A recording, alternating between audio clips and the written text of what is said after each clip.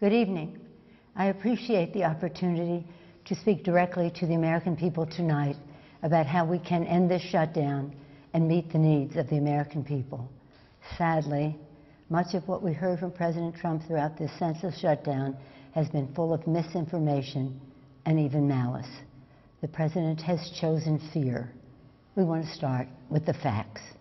The fact is, on the very first day of this Congress, House Democrats passed Senate Republican legislation to reopen government and fund smart, effective border security solutions. But the President is rejecting these bipartisan bills which would reopen government over his obsession with forcing American taxpayers to waste billions of dollars on an expensive and ineffective wall, a wall he always promised Mexico would pay for. The fact is, President Trump has chosen to hold hostage critical services for the health, safety, and well-being of the American people and withhold the paychecks of 800,000 innocent workers across the nation, many of them veterans. He promised to keep government shut down for months or years, no matter whom it hurts. That's just plain wrong. The fact is, we all agree we need to secure our borders while honoring our values. We can build the infrastructure and roads at our ports of entry. We can install new technology to scan cars and trucks for drugs coming into our nation. We can hire the personnel we need to facilitate trade and immigration at the border. We can fund more innovation to detect unauthorized crossings. The fact is, the women and children at the border are not a security threat. They are a humanitarian challenge, a challenge that President Trump's own cruel and counterproductive policies have only deepened. And the fact is, President Trump must stop holding the American people hostage, must stop manufacturing a crisis, and must reopen the government. Thank you. Leader Schumer? Thank you, Speaker Pelosi. My fellow Americans, we address you tonight for one reason only.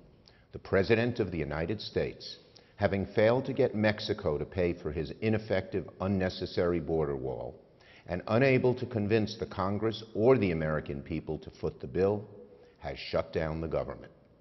American democracy doesn't work that way. We don't govern by temper tantrum.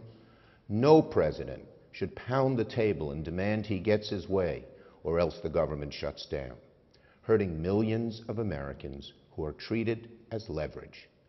Tonight, and throughout this debate and throughout his presidency, President Trump has appealed to fear, not facts, division, not unity. Make no mistake, Democrats and the President both want stronger border security.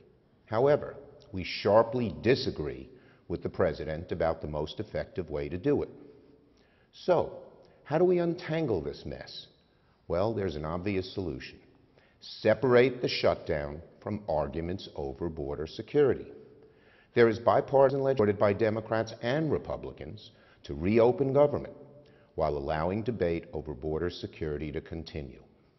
There is no excuse for hurting millions of Americans over a policy difference.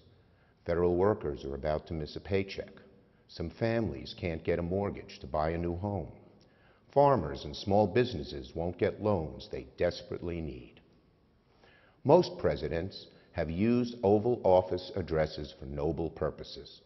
This president just used the backdrop of the Oval Office to manufacture a crisis, stoke fear, and divert attention from the turmoil in his administration.